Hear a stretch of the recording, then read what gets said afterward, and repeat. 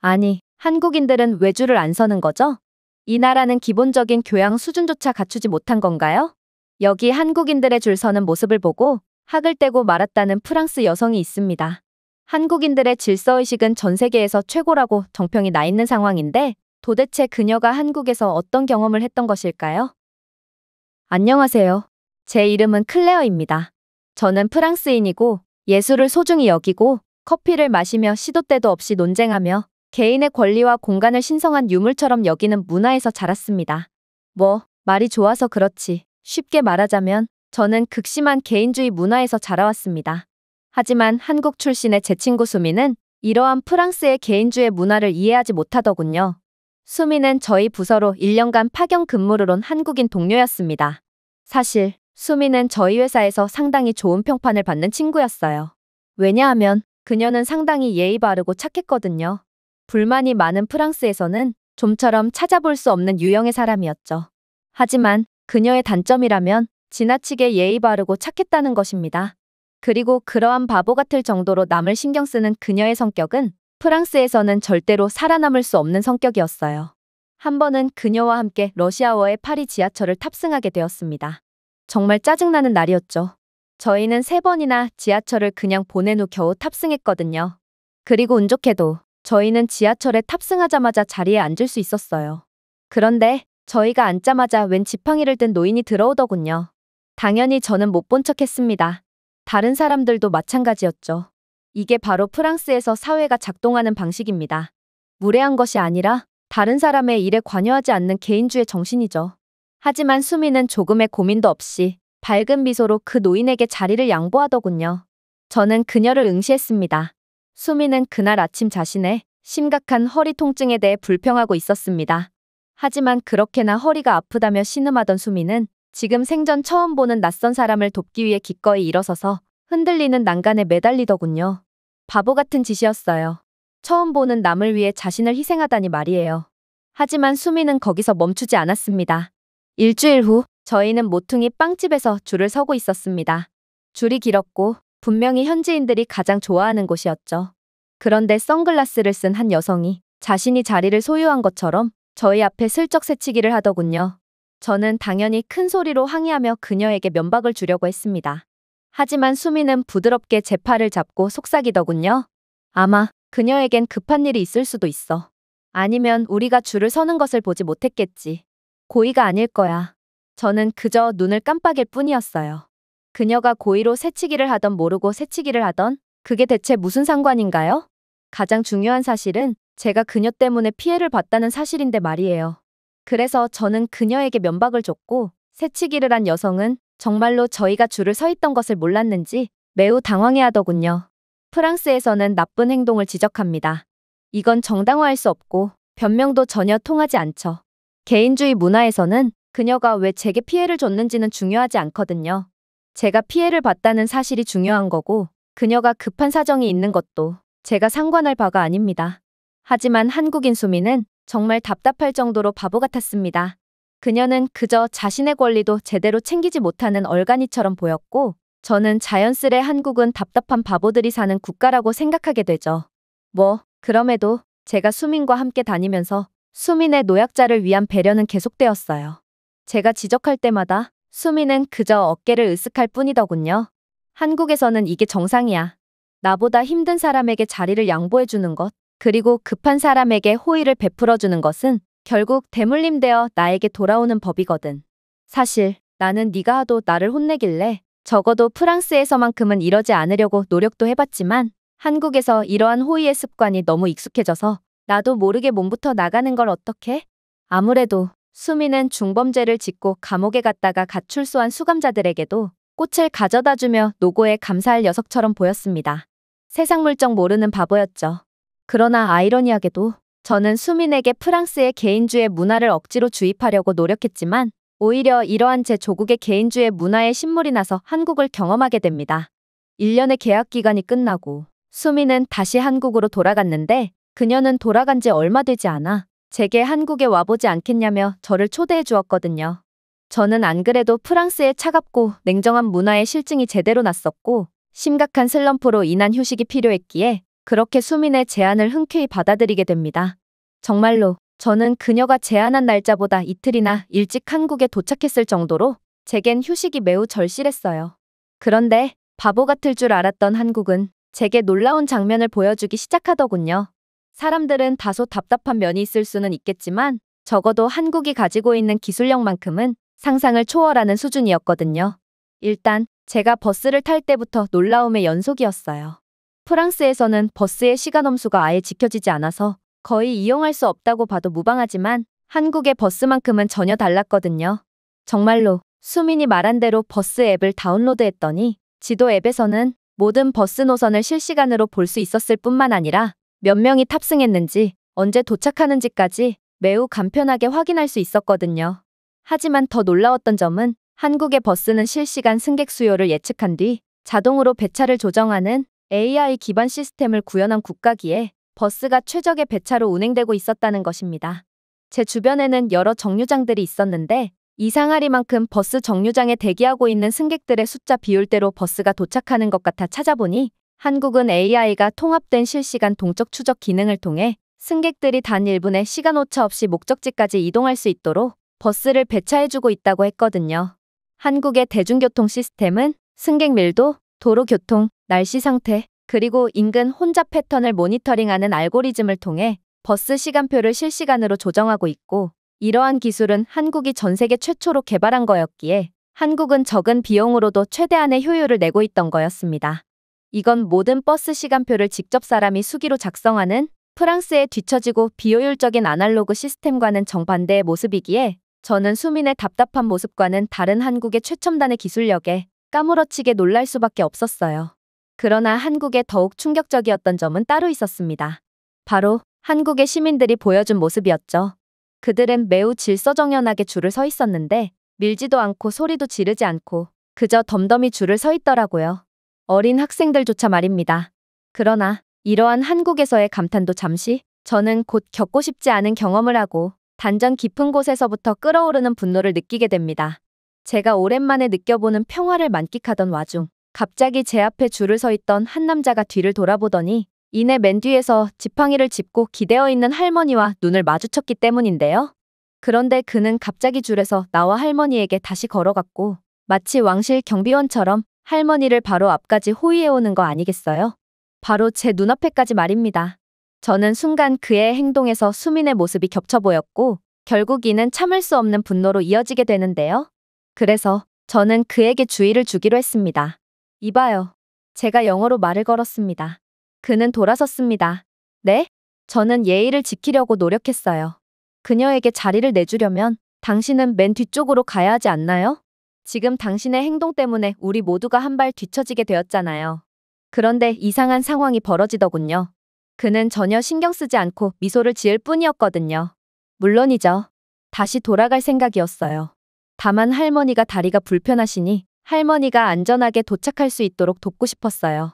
그러고 나서 그는 실제로 할머니를 부축해줌과 동시에 마치 너무나도 당연한 일을 했다는 듯이 가장 평범한 일처럼 줄의 맨 끝까지 걸어갔습니다.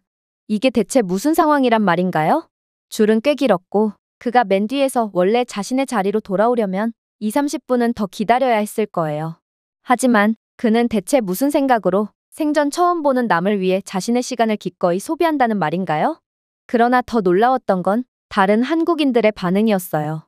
저는 다른 사람들도 저만큼 짜증을 내는지 확인하기 위해 돌아보았는데 사람들은 그저 고개를 끄덕이고 있었고 어떤 사람들은 미소를 지으며 속삭였으며 제 뒤에 어떤 그룹에서는 그 남성이 자신들의 앞에 다시 줄을 설 수 있도록 배려를 해주기도 했어요.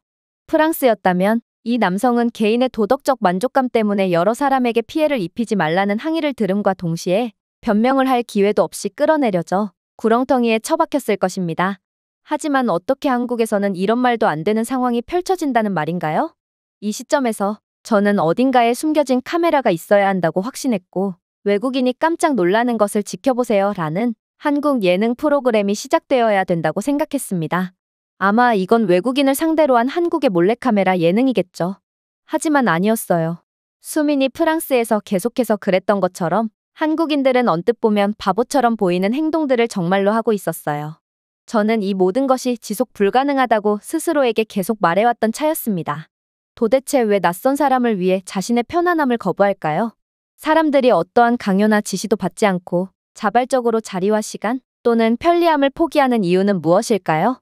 프랑스에서 가장 먼저 교육받는 것은 자신의 권리는 반드시 챙길 것과 어리버리가 되지 말라는 것입니다. 이용당하는 사람이 되지 말라는 교육을 먼저 받습니다. 하지만 한국인들은 그들은 그것을 두려워하지 않는 것 같았습니다. 어리버리가 되든 이용을 당하든 일단 남에게 먼저 손을 내밀고 있었죠.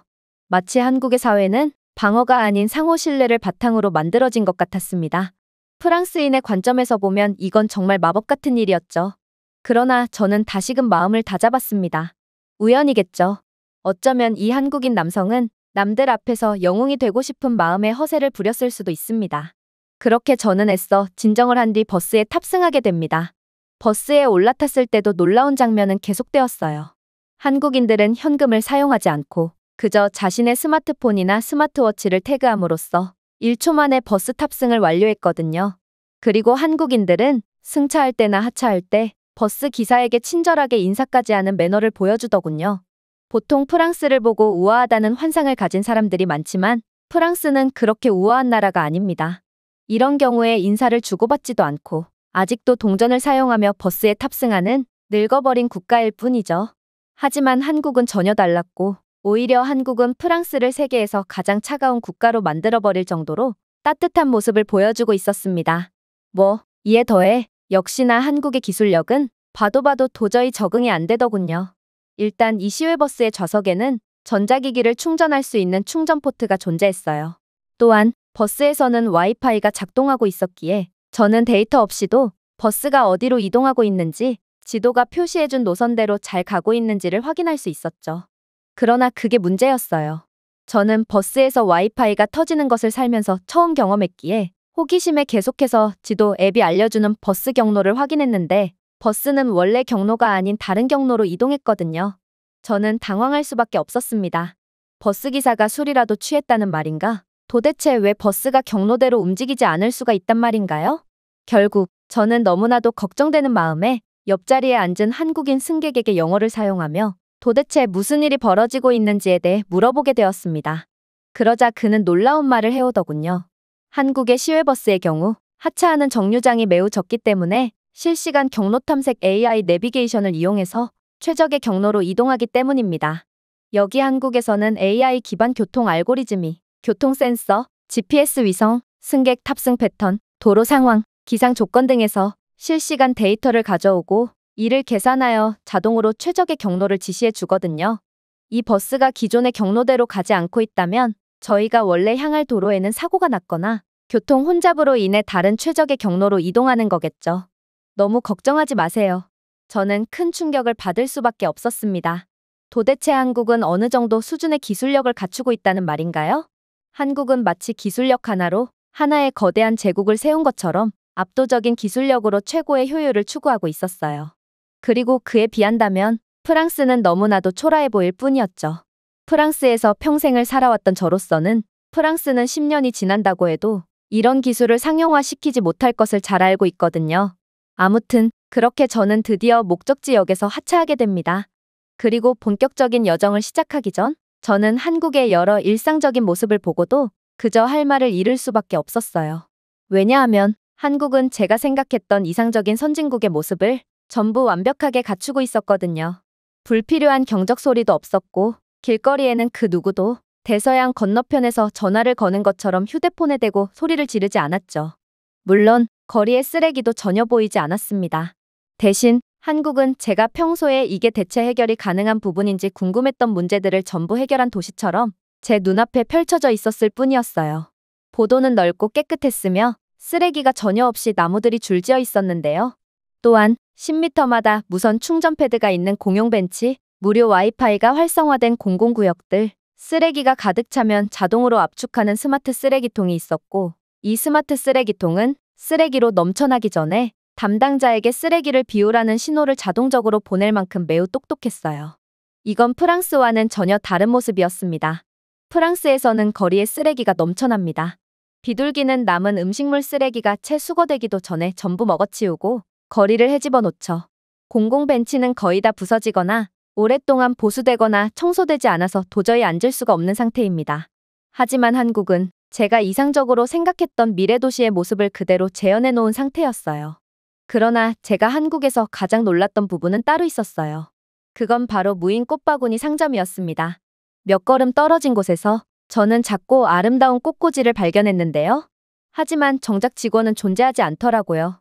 깔끔한 디스플레이와 작은 터치스크린, 그리고 한국어와 영어로 된 표지판만 존재했고, 그곳에는 셀프 서비스 꽃바구니, 결제하려면 탭하세요 라고만 적혀 있더군요. 직원이나 보안 카메라도 없었어요. 그저 수십 개의 신선한 꽃다발만이 놓여 있을 뿐이었죠. 그런데 놀랍게도 한국인들은 정직하게 돈을 지불하고 있더군요. 아무도 훔치거나 주저하지 않았어요. 그저 능숙하게 키오스크를 작동시킨 후 꽃을 집어들고 떠날 뿐이었죠. 만약 이 꽃상점이 파리에 있었다면 30분 만에 꽃은 도난당하고 키오스크 화면이 깨지고 불이 붙은 채로 남겨졌을 것입니다. 하지만 한국은 달랐어요. 한국인들은 정말로 시민들 하나하나가 수민처럼 보이지 않는 곳에서도 끝까지 사회 질서와 정의를 위해 힘쓰는 사람들처럼 보였죠. 정말로 수민과 다른 한국인들의 남을 위하는 따뜻한 마음가짐과 행동들이 이렇듯 한국을 도저히 믿을 수 없는 일들이 일어나는 기적의 국가로 만든 것일까요? 반면에 한국인들의 남을 위하는 행동을 그렇게나 바보 취급했던 프랑스는 도저히 한국처럼 할 수 없기에 차갑고 냉담한 소름 끼치는 국가로 남을 뿐이었던 건가요? 그렇게 저는 믿을 수 없는 일투성이었던 한국의 혀를 내두르며 하루를 마무리하고 숙소로 향하기로 했습니다. 그런데 뭔가 이상하더군요. 제가 버스 정류장에 도착했을 때 정류장에서 버스를 기다리는 사람들은 꽤 많았는데 이들은 줄을 이상하게 서 있더라고요. 바로 한 무리의 사람들이 앞쪽에 차례차례 줄을 서 있는데 그 뒷무리의 사람들은 간격을 엄청나게 벌린 채 다른 줄을 서 있었기 때문입니다. 저는 살면서 이런 기괴한 방식의 줄서기는 처음 봤고 제가 대체 어느 그룹에서 줄을 서야 할지 갈피가 안 잡혔어요. 그리고 저는 곰곰이 생각해 본 결과 저는 앞무리의 맨 뒤에 서는 게 맞는 방식의 줄서기라는 결과를 도출하게 되었는데요. 아무래도 뒷무리의 사람들은 다른 버스를 기다리는 사람들일 게 분명해 보였거든요. 그리고 역시나 제가 생각해낸 방법은 맞는 듯 보였어요. 왜냐하면 제가 만약 새치기를 한 셈이고 원래는 뒷무리의 맨 뒤에 줄을 서야 하는 게 맞았다면 한국인들은 새치기를 한 제게 맹렬한 항의를 했을 게 분명했거든요. 생각해보세요. 프랑스에서는 새치기를 하며 남의 권리를 침해한 사람에겐 주먹까지 서슴지 않고 날리며 매우 공격적으로 반응합니다. 그런데 한국인들은 제게 항의를 하기는커녕 아예 제게 눈치를 주는 사람조차 전혀 없었기 때문에 저는 제가 알맞게 줄을 섰다고 확신할 수밖에 없었어요. 그렇게 저는 무사히 숙소로 돌아왔고 저는 스스로의 힘으로 한국의 문화를 습득했다는 것에 대해 자부심까지 느꼈어요. 이러한 한국만의 줄서기 방식은 어디에서나 손쉽게 볼 수 있었기에 저는 항상 맨 앞줄에 맨 뒤에 줄을 설므로써 한국식 방법에 동참했는데요. 여전히 이런 저를 안이 꼽게 보거나 항의를 하는 한국인들은 없었기에 저는 이젠 제가 한국식 줄서기 방식을 완벽하게 이해했다고 생각했습니다. 그렇게 시간이 지나 드디어 수민과 약속을 잡은 시간이 다가왔습니다. 저는 이번에도 앞줄에서 버스를 탔고 그렇게 수민과 만나기로 한 홍대에 도착했어요. 수민은 변함없이 저를 반겨주며 제게 최고의 닭갈비 식당을 소개해주겠다고 했는데요. 그녀는 제가 한국의 닭갈비 요리를 좋아한다는 것을 아직까지 기억하고 있었기에 저는 그녀의 사려 깊음에 감동을 받을 수밖에 없었어요. 하지만 이러한 훈훈한 분위기도 잠시 제겐 곧 도저히 믿고 싶지 않은 충격적인 위기가 닥쳐오게 됩니다. 그건 바로 닭갈비 식당 앞에서 줄을 섰을 때의 일이었어요. 이곳 닭갈비 식당은 매우 유명한 곳인지 줄은 버스 정류장에서 보다 더욱 길게 늘어서 있더군요. 그리고 이번에도 3개의 토막줄이 형성되어 있었어요. 하나는 입구 근처에 있었고 8명쯤이 모여있는 깔끔한 작은 줄이었습니다. 그들 뒤에는 약 5m 떨어진 곳에 또 다른 사람들이 서 있었습니다. 가로등 기둥 근처에서 서성이며 휴대폰을 스크롤하며 조용히 대화를 나누고 있었습니다. 그리고 나머지 토막은 다시금 약 5m 정도 떨어진 곳에 존재했죠. 저는 형사처럼 그 장면을 스캔했습니다. 여기에 있는 모두가 같은 것을 기다리고 있었을까요? 아니면 뒤에 있던 사람들이 그냥 어슬렁거리고 있었나요? 근처에 두 번째 레스토랑이 있었나요? 별도의 테이크아웃 라인일 수도 있어요. 몇 초간 어색한 망설임 끝에 저는 제가 늘 했던 대로 결정을 내리기로 했습니다. 바로 입구 바로 옆에 있는 첫 번째 그룹에 합류하는 것이었죠. 솔직히 저는 제 자신이 자랑스럽기까지 했어요. 저는 한국인처럼 한국 문화와 규칙을 완전히 이해한 것 같았고, 수미는 그런 저를 칭찬해 줄 거라고 생각했거든요. 그리고 역시나 뒷무리의 사람들은 제게 아무런 신경조차 쓰지 않는 것을 보니 저는 맞게 줄을 선 게 분명했죠. 하지만 다른 사람들은 저를 쳐다도 보지 않았지만 오직 수민만큼은 눈이 휘둥그레져서 저를 쳐다보고 있더군요.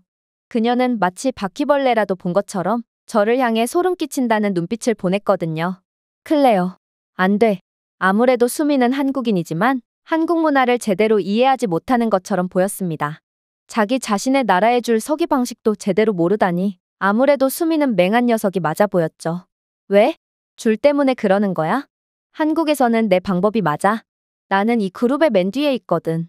내 뒤에 있는 무리는 테이크 아웃을 하거나 다른 식당에 가기 위해 줄을 서는 사람들이야. 한국인이면서 그것도 모르면 어떡해? 수미는 인내심을 기도하듯 눈을 감았습니다. 클레어. 그녀가 부드럽게 말했습니다.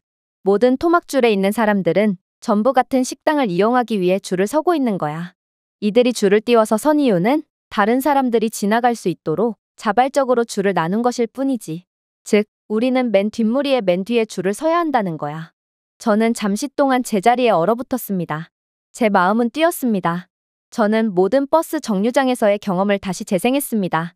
만약 수민의 말이 맞다면 저는 그렇게나 소름 끼쳐 하던 새치기를 오히려 제가 해버린 상황이었습니다. 할머니에게 자리를 양보하던 남성에게 윽박을 지르며 맨 뒤로 돌아가라고 했던 일, 그리고 프랑스 빵집에서 수민은 여성이 모르고 새치기를 했을 거라며 그냥 넘어가자고 했지만 저는 그 여성에게 화를 내며 윽박을 질렀습니다. 하지만 지금 그런 상황이 제게 펼쳐진 셈이었습니다. 그래서 저는 반드시 부정해야 했습니다. 제가 새치기를 했을 리가 없었죠. 저기를 봐 수민, 우리 뒤에 있는 무리의 사람들은 아무도 내게 화를 내고 있지 않아. 다들 내겐 관심도 없지. 너도 프랑스를 경험해봐서 알잖아. 프랑스인들이 얼마나 자신의 권리를 침해받지 않으려고 유난인지 말이야. 만약 내가 새치기를 했다면 그들이 내게 항의를 했겠지. 아무래도 너는 줄 서는 방법을 잘못 알고 있는 것 같아. 하지만 수미는 매우 침착하게 대답을 이어나가더군요. 그건 내가 외국인이니까 클레어. 수민이 부드럽게 말했습니다. 한국 사람들은 내가 모르고 새치기를 했다고 생각했기에 아무도 내게 항의를 하지 않은 거야. 내가 프랑스에서 새치기를 하는 사람들에게 아무런 항의를 하지 않은 것도 마찬가지의 이유야. 사람은 누구나 실수를 하는 법이거든. 그러나 프랑스에서는 실수가 용납이 되지 않지. 그러나 한국은 달라. 한국은 누구에게나 이런 상황이 닥칠 수 있다는 것을 알고 있고, 그렇기에 아무리 새치기를 하더라도 그에게 나쁜 의도가 없는 이상 한 번쯤은 그냥 눈 감아주는 거지. 한국인들은 고의적으로 새치기를 하는 사람들에게는 국물도 없지만 잘 모르거나 사정이 있는 등 고의성이 없는 경우 그러한 실수를 너그럽게 봐주는 사람들이거든. 한국인들은 실수에 의한 새치기 때문에 더 오랜 시간을 기다려야 하는 상황보다 고의적으로 자신의 권리를 침해하는 사람들을 훨씬 더 나쁘게 봐. 우리는 프랑스와는 완전히 다른 문화를 가졌거든. 그러니 딱 봐도 외국인인 내가 새치기를 한 상황에 아무도 뭐라고 하지 않았던 거야. 내게 새치기에 대한 고의적인 의도가 없었다는 건 너무도 명백하고 한국인들은 이러한 상황에 야박하게 반응하는 사람들이 아니거든. 이제 이해했니? 그랬습니다. 한국에서는 가끔 다른 사람들을 위해 일부러 줄이 갈라지는 모양이었고 저는 크나큰 실수를 했던 것입니다. 다른 사람들이 지나갈 수 있도록 보도를 막는 것을 피하기 위해 주변 상인들을 방해하지 않기 위해서였습니다. 이것도 전부 한국인들의 배려심에서 비롯된 특별한 줄서기 방식이었죠. 저는 그동안의 프랑스에서의 경험들이 떠올라 고통스러워졌어요. 모르고 제 앞에 줄을 선 할아버지에게 윽박을 질렀던 경험, 매우 급해 보이는 여성에게 맨 뒤로 가서 차례를 지키라며 욕설을 퍼부었던 경험 등 저는 제 권리를 침해받지 않기 위해 조금의 아량도 베풀지 않았거든요. 하지만 저는 한국에서 생전 처음 보는 사람들에게 놀라운 아량을 잔뜩 받아버린 것입니다. 아마 프랑스에서는 죽었다 깨어나도 한국과 같은 줄서기 방식은 찾아볼 수 없겠죠.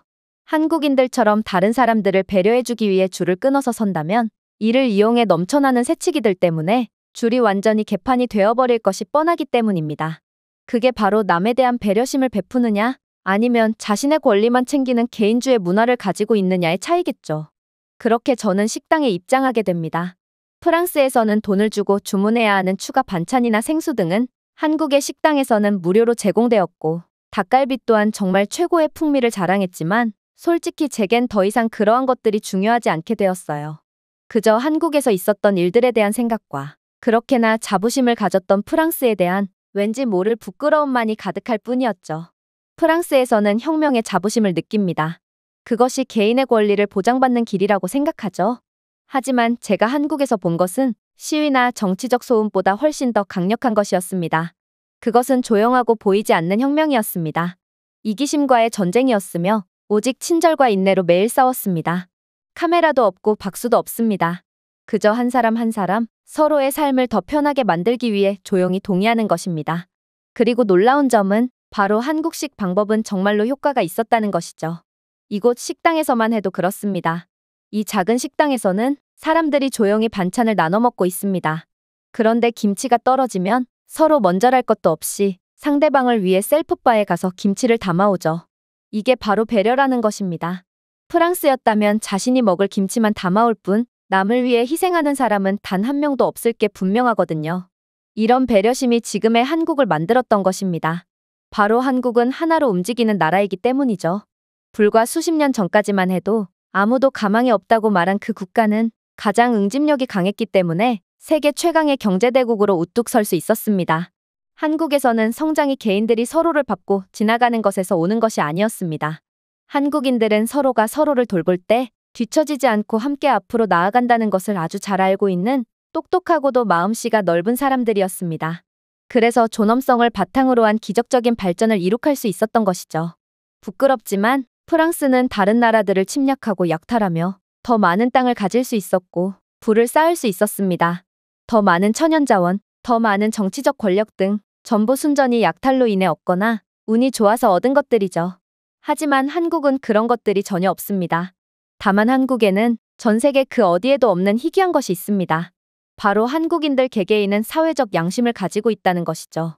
자신이 늦더라도 남에게 자리를 양보하는 사람들, 아무 생각 없이 차례를 양보하는 사람들, 절대 감사하지 않을 수도 있는 오만한 사람을 위해서도 기꺼이 엘리베이터를 잡아주는 사람들, 그리고 전쟁으로 폐허가 된 이 나라를 전 세계적인 현대성의 상징으로 만든 것은 바로 그 마음가짐, 즉 조용하고 안정적이며 품위 있는 태도였습니다. 프랑스는 이러한 기본적인 것도 안 되니 모든 것이 고장나 버렸습니다. 기차가 늦고 거리는 더럽고 시스템이 고장난 지 몇 년은 되었음에도 아무도 자신에게 이익이 되는 일이 아니면 하고 싶어 하지 않기 때문에 그대로 방치되어 있습니다. 저희는 절대로 협력하지 않아요. 그리고 모두가 자신만을 돌볼 때 결국에는 아무도 앞으로 나아갈 수 없습니다. 하지만 한국은 다릅니다. 한국에서는 사람들이 앞만 보지 않습니다. 한국인들은 옆을 바라보죠. 뒤처지는 사람이 발생하지 않도록 하기 위해서입니다. 그 결과 한국은 어디에나 있는 초고속의 인터넷, 딱히 비용을 들이지 않아도 유지되는 최고 수준의 인프라와 청결한 거리, 그리고 세계 최고 수준의 인재를 계속해서 배출하며 최첨단 기술 수출로 엄청난 이익을 거두고 있죠. 생각해보세요. 한국에서는 프랑스처럼 지저분하고 오래된 건물 따위는 찾아볼 수 없습니다. 화려한 쇼맨십이 아닌 일상 속에서 건물이 빛나고 있었죠. 자동으로 회전하는 옥상 태양광 패널, 횡단보도에서 스마트폰으로 인해 산만한 보행자를 안내하기 위해 부드럽게 번쩍이는 LED 스트립이 내장된 인도 등의 일상 인프라는 또 어떻고요? 프랑스였다면 이 모든 것들은 설치가 되자마자 훼손되거나 혹은 쓸데없는 곳에 세금을 썼다며 폭동이 일어나겠죠. 폭동으로 인해 생기는 무질서와 여러 경제적 비용은 고려하지도 않고 말입니다. 그러나 한국은 안정적이고 아름다운 사회적 분위기 덕분에 너무도 당연하게 인프라를 유지하고 있었습니다. 한국에서는 근처에 공중화장실조차도 흠집이 없고 자동화되어 있으며 기분 좋은 향기가 납니다. 모든 화장실에서는 함께 쓰는 공간임에도 휴지와 온수가 구비되어 있고 온도 조절 비데까지 제공되고 있죠. 하지만 프랑스에서는 공중화장실의 변기 뚜껑조차 전부 떼어서 훔쳐가기에 프랑스에서는 유료 공중 화장실조차 거의 찾아볼 수가 없는 것입니다. 한국에서는 버려지는 사람 없이 모두가 서로를 챙기기 때문에 가능한 일이었습니다. 누군가 낯선 사람의 쓰레기를 집어들었을 때, 별다른 지시 없이도 완벽한 줄이 형성될 때, 그리고 이러한 사회 질서가 두려움 때문이 아니라 신뢰 때문에 유지될 때, 국가는 발전할 수 있습니다. 한국에서는 울타리도 없고 감시하는 사람도 없습니다. 한국은 전 세계에서 유일하게 사회적 비용을 전혀 발생시키지 않고도 최고 수준의 인프라와 사회적 분위기를 유지하는 존경스러운 국가라는 것입니다. 그렇게 저는 한국에서 일주일 동안의 여러 충격적인 경험들을 한 뒤 다시 프랑스로 향하기 위해 발걸음을 돌렸습니다. 기대도 하지 않고 왔던 한국이지만 솔직히 돌아갈 때는 거의 울 뻔했어요. 한국 도시는 이미 오래된 친구처럼 느껴지기 시작했습니다. 따뜻하고 효율적이며 항상 저보다 두 걸음 앞서 있었죠. 그러나 한국은 저를 이대로 그냥 보낼 생각이 없더군요.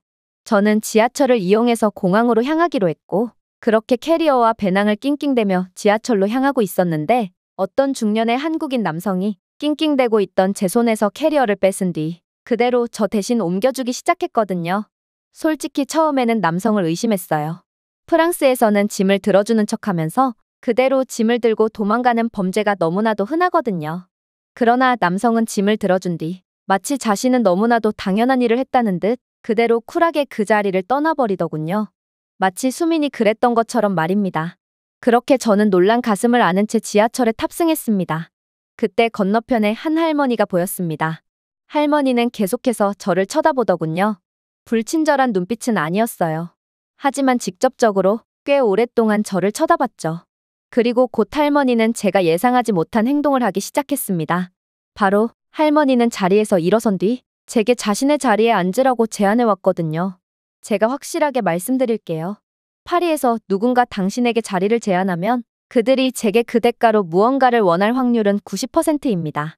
그리고 그들이 미쳤을 확률은 10%입니다. 수민이 20%에 속하는 녀석이었죠. 그래서 얼어붙었습니다. 그리고 할머니의 자리 양보를 거절했죠. 하지만 할머니는 제 수많은 짐들을 가리키면서 한국어로 뭐라고 중얼대시더군요. 아마 할머니는 제 많은 짐 때문에 제게 자리를 양보해 주신 모양이었어요. 그러나 저는 할머니의 자리에 앉을 수 없었어요. 만약 할머니가 단순한 호의로 제게 자리를 양보해 준 거라도 어떻게 제가 노인의 자리를 빼앗을 수가 있단 말인가요? 그렇게 5분여간의 실랑이 끝에 할머니는 제가 쥐고 있던 손가방을 확 채가더니 자신의 무릎 위에 올려놓더라고요. 솔직히 조금 놀랐어요. 할머니는 자리 양보의 대가로 제 가방을 원했던 것일까요? 아니요. 그러기엔 할머니의 표정은 너무나도 평온했고 저는 이 한국인 할머니에 대한 왠지 모를 믿음이 갔어요. 그리고 정말로 할머니는 약 3정거장 뒤에 제 손가방을 건넨 뒤 옅은 미소를 건네며 지하철에서 하차하더군요. 말도 안 되는 상황이었습니다. 할머니는 그저 순전히 호의로 생전 처음 보는 외국인인 저를 도와준 거였거든요.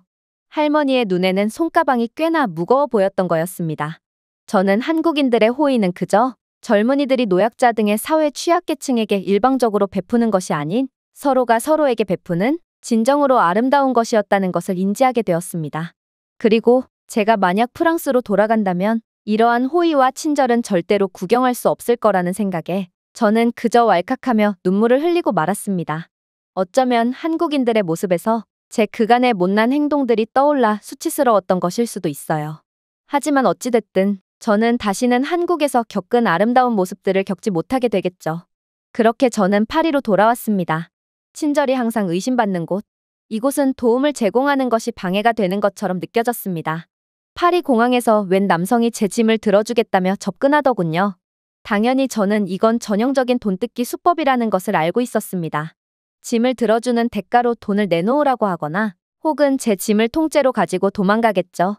프랑스에서는 대가 없는 호혜 따위는 절대로 존재하지 않는 나라이기 때문입니다. 그리고 저는 문득 떠올렸죠. 프랑스에서는 한국인들과 같은 대가 없이 친절을 베푸는 행동을 순진하다고 부르지만 이건 한국인들이 순진한 게 아닌 프랑스인들이 겁이 많은 것이라는 것을 말이죠. 남을 믿는데도 엄청난 용기가 필요하거든요. 제가 파리 공항에서 도움을 베푸는 척하는 남성을 믿지 않은 것처럼 저는 한국인들과 같은 용기가 없습니다. 그런 의미에서 모르는 사람들과 신뢰를 주고받는 한국인들이야말로 진정으로 강한 사람이라고 말할 수 있는 것이죠. 프랑스인들처럼 무례하고 짜증스러워서 외견상으로만 까다로워 보이는 게 아닌 진정으로 내면이 강한 사람들이 바로 한국인들입니다. 그리고 한국인들은 이것을 인간다움이라고 부르더군요. 저는 분명 저 자신을 문화가 있는 나라에서 왔다고 생각했습니다. 토론하고 목소리를 내고 권리를 주장할 줄 아는 국가 말이죠. 하지만 저는 서울에서 조용히 있어야 할 때를 아는 나라를 보았습니다. 그것은 법보다 더 강력한 것, 즉 상호 존중을 바탕으로 인프라와 사회를 구축합니다. 그렇게 파리 공항에서의 자잘한 사기 시도부터 택시 사기 등 수많은 친절을 가장한 사기를 겪으면서 저는 다시금 수민이 지하철에서 낯선 사람에게 자리를 양보했을 때 제가 화를 냈던 기억을 떠올리게 되었습니다. 넌 너무 물렀어. 파리에서는 절대로 그러면 안 돼. 넌 여기서 산채로 잡아먹힐 거야. 하지만 깨달았습니다. 한국인 수민은 저희 중 누구보다 강했던 녀석이었다는 것을요. 저는 프랑스인들은 100년이 지나도 절대로 한국인 수민처럼 할 수 없을 것임을 누구보다 잘 알고 있기에 그저 많은 생각에 잠긴 채 우두커니 서 있을 뿐이었습니다. 제가 준비해온 내용은 여기까지입니다. 끝까지 시청해주셔서 진심으로 감사드리며 여러분들의 구독과 좋아요, 알림 설정은 영상 제작에 큰 힘이 됩니다. 이상 세모튜브였습니다.